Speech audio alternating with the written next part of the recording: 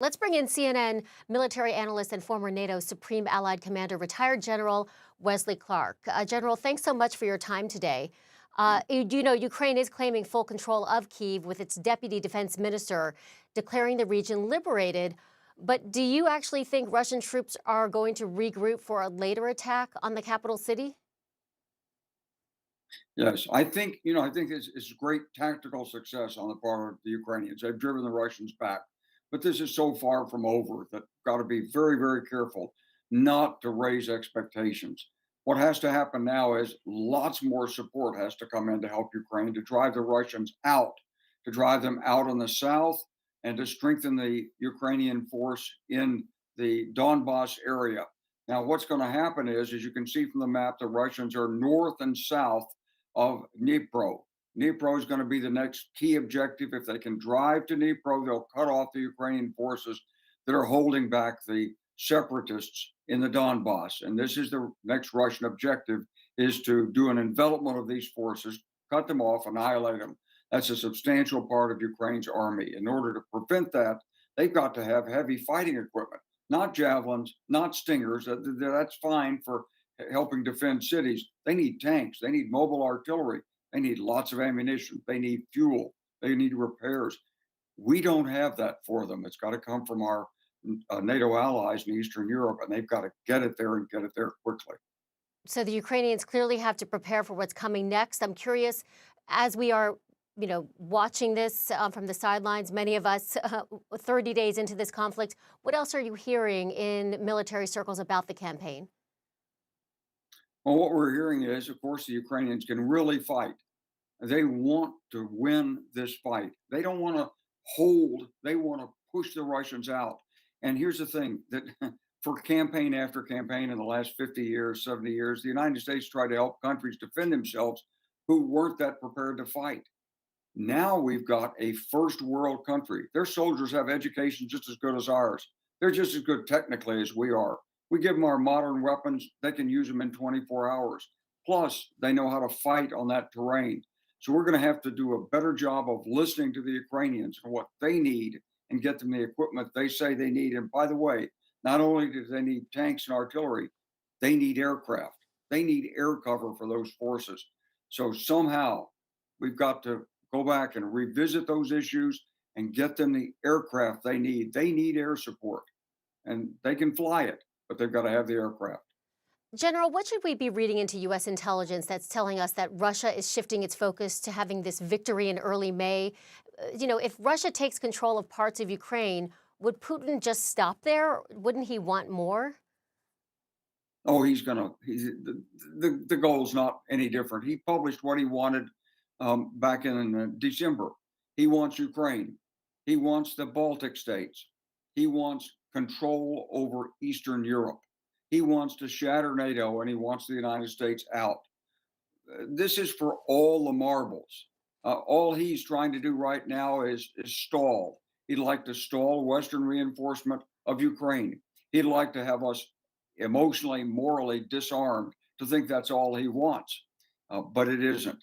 So he wants to disrupt the international system. And with him is China in this.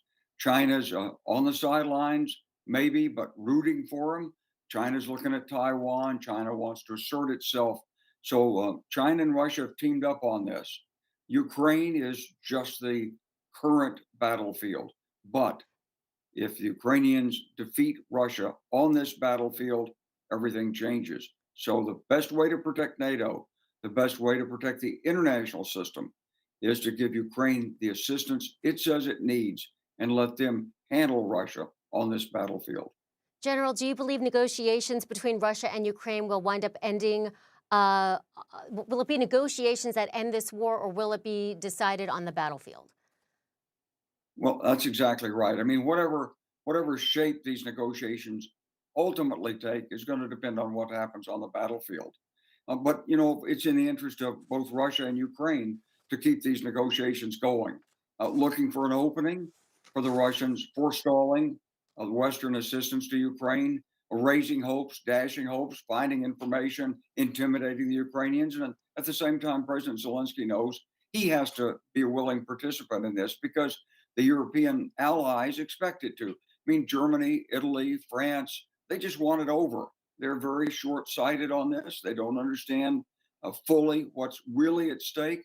They want to go back to business as usual in Europe, I guess, but they've got to understand that there is no more business as usual.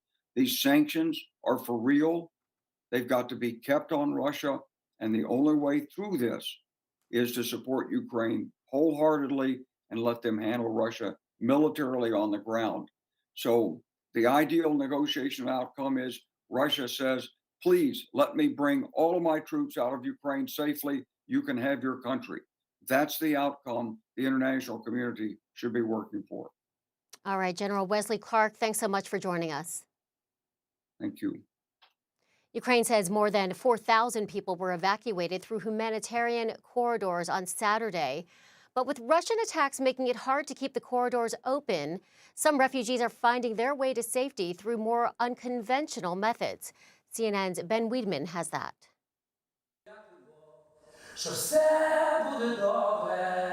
Everything will be all right, he sings, for every one of us. Words of comfort for those desperately in need.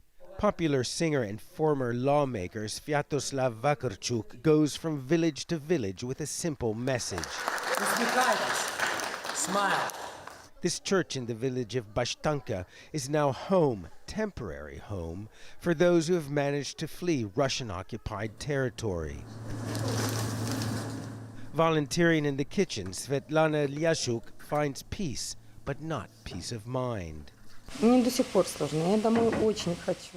It's really hard, says Svetlana. People here are very nice, but I just want to go home.